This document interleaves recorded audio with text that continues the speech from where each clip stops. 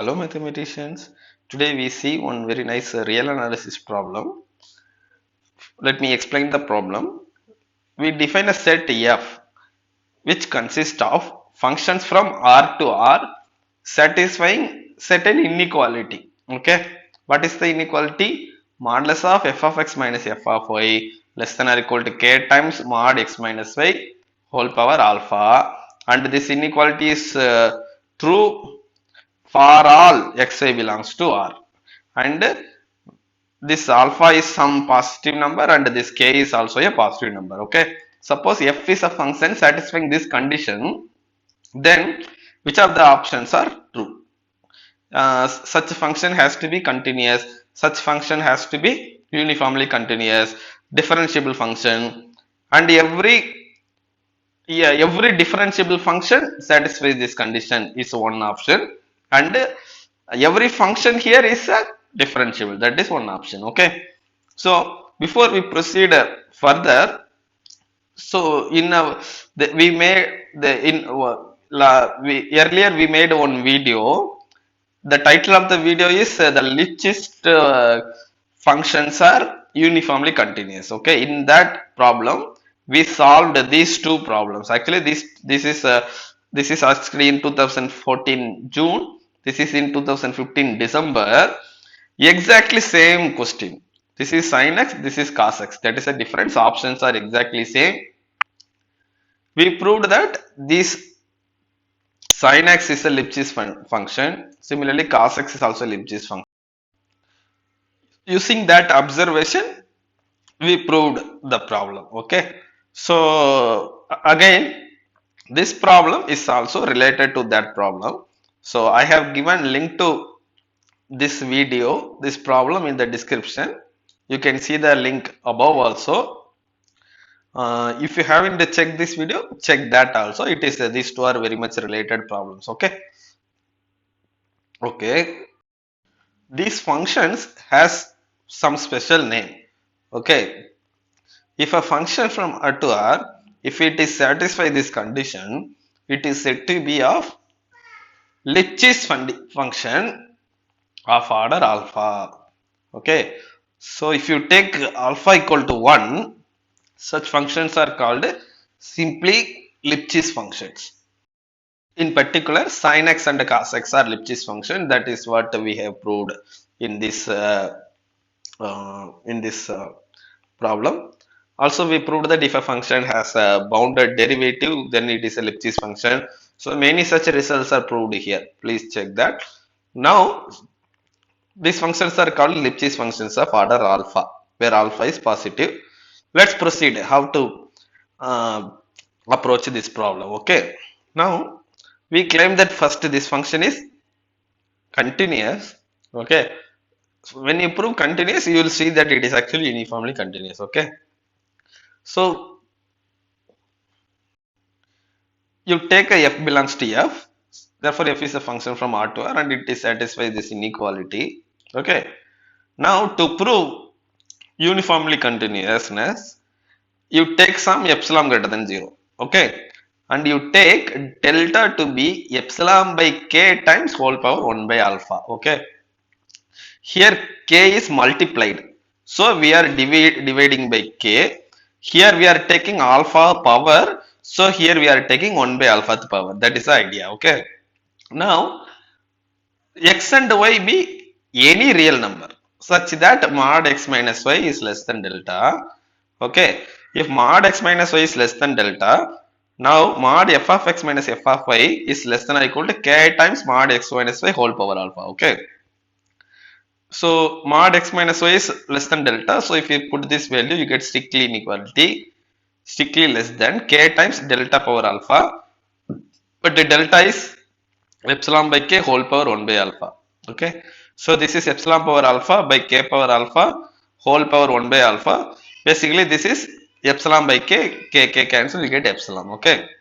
So if you take delta like this, given a epsilon, you take epsilon delta like this, then whenever mod x minus y less than delta, you get mod f of x minus f of y less than epsilon. This is true for all xy. Okay. this delta does not depends on x and y. Okay, delta depends only on epsilon. Such a functions are called uniformly continuous. Okay, okay. So we conclude that every f belongs to capital F are uniformly continuous. Okay, therefore it is a part C question. So every f belongs to f is continuous, every f belongs to f is uniformly continuous. Third option says that every differentiable function is in f. Okay, maybe you can pause the video here for some time and you try to eliminate this option. Okay, okay, so I'll tell why it is true, but you can also think why this option is false. Okay, so we just saw that if a function belongs to capital F, then it is uniformly continuous. Okay, suppose this option is true. Suppose this option is true. That means that every differentiable function is belongs to F. Then that means that every differentiable function is uniformly continuous, but that is not true. There are differentiable functions which are not uniformly continuous. There are many examples. One such example is f from r to r, f of x equal to x square. That is the simplest example. Okay, then this is a differentiable function, but this is not uniformly continuous. Again, in a different video we have shown that f of x equal to x square is not uniformly continuous. I have given the link to that video also in the description. You can see the link above also. So by using this example, we conclude that this is a differentiable function which is not uniformly continuous. Therefore, this f cannot be a member of capital F. Okay. Therefore, third option is false. Fourth option is every f belongs to f is differentiable. So we all know that modulus of mod x minus mod y less than or equal to mod x minus y. This is a version of triangle inequality. This is true for all any real number. Okay, so modulus of mod x minus y, modulus of mod x minus mod y less than or equal to mod x minus y. So this means that if you look at the function f of x equal to mod x, okay, and you take k to be 1, delta equal to 1, okay, then f of x equal to mod x, if you take k equal to 1 and alpha equal to 1, then f of x equal to mod x satisfies this condition. Therefore, mod x, therefore mod x, f of x equal to mod x belongs to f if k equal to 1, alpha equal to 1. Okay, but mod x is not differentiable at the origin. Okay, therefore there is a function which belongs to f which is not differentiable. Therefore every f belongs to f is differentiable is wrong. Okay, so we have solved this problem, but there is some more results we know about this set capital F. Okay, so now I will tell you that also, so that in the next time CSR GATE or NBHM exam that result may be useful. Okay, so let's see what is that result.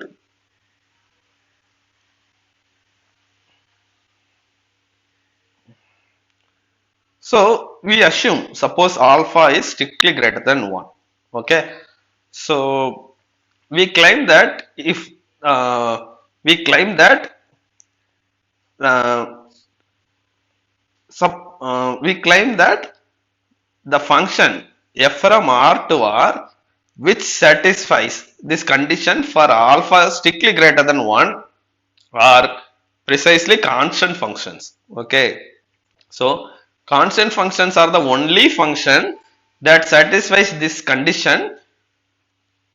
uh, condition with the alpha strictly greater than 1. Okay, so let's see the proof, then the statement makes better sense to you.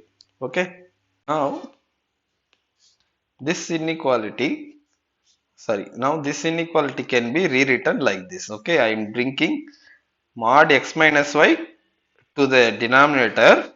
Therefore this one power will be one power will be less. Okay, so since Since alpha greater than 1, this alpha minus 1 will be positive. Okay. So it is like both the side I'm dividing by mod x minus y. Okay. So this is mod x minus y power 1. This is alpha. So mod x minus y power alpha minus 1. Okay. So since alpha greater than 1, this alpha minus 1 is this power is a positive. That is what is very important. Okay. Now, like we here we apply limit x tends to y in the left hand side and in the right hand side also. Okay. Usually in the inequalities you should not apply the limit and then the inequality need not hold. Okay. But we have a condition. So we have this inequality. This is non-negative. Because of modulus you have non-negativity. Here also you have everything is positive. Okay. So we have this result. If 0 less than or equal to f of x less than or equal to g of x, then limit x tends to a f of x less than or equal to limit x tends to a g of x. Okay, provided this result this limit exists. Okay, so because this g of x curve anyway going to stay above f of x at all points. Okay, so this will be like your g of x, this will be like your f of x. So if you look at a point a, then so this right limit and left limit, so right limit of this point will be bigger than this point. Similarly, left limit of at this point will be of this function. So for this function is larger than this function, means that right limit of this function at the point A will be larger than right limit of this function at the point A. Similarly, left limit also, simply because this curve stays above this curve f of x at all the points. Okay, that is the reason. So we use that result. So because of that we can apply the limit in both the sides. So we get uh, again modulus is a continuous function, so I have taken the limit inside. So modulus of limit x tends to y f of x minus f of by y by x minus y is less than or equal to limit x tends to y k times mod x minus y power alpha minus 1. Okay, so this is a inequality. Both side I am applying the limit and I am claiming that after apply the limit also the inequality is true because of the result I just told you. Okay, now limit x tends to y mod x minus y whole power alpha minus 1 is 0 because this is positive. Okay, since this is positive, limit x tends to y mod x minus y goes to 0 and we get this whole thing is 0. Now modulus of something is less than or equal to 0. That means that the number inside has to be 0, but this number is nothing but f prime of x by the definition of the derivative. Therefore f prime of x equal to 0 for all x belongs to R. That means that f is a constant function. Okay, therefore any Lipschitz function of order greater than 1 is reduced to a constant function, or constant functions are the only Lipschitz function of order greater than 1. Okay, okay, so one thing is usually we say that suppose you have something like limit of x tends to some alpha modulus of f of x. Sometimes you have something like this. Then we say that since modulus is a continuous function, we can write this is equal to limit x tends to alpha f of x. Okay, this we do sometimes. So we say that mod is continuous function, so we take the limit inside. Why it is true? Whenever a function is continuous, why we can take the limit inside? So the precise statement is, suppose you have limit x tends to alpha g of f of x. Okay, then we claim that if g is a continuous function, then you can write this limit is equal to g of limit x tends to alpha f of x. Okay, since g is a continuous function, we can take the limit inside. Why? Okay, because suppose there is a sequence criterion for continuity. That means that says that if xn tend to alpha, then f of xn converges to f of alpha, right?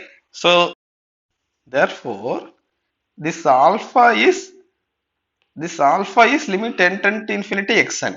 We get, if you replace this alpha value here, you will get limit n tend to infinity f of xn is equal to f of limit n tend to infinity xn. Basically, it says that if f is continuous, then you can take the limit inside. Okay, so this is a very general result, not just true for modulus. Okay. Okay, so now you understand why we can take a limit inside if f is a continuous function, precisely because of this reason. Okay, okay, guys. If you learn something new in this video, please click the like button and subscribe to my channel. Thank you.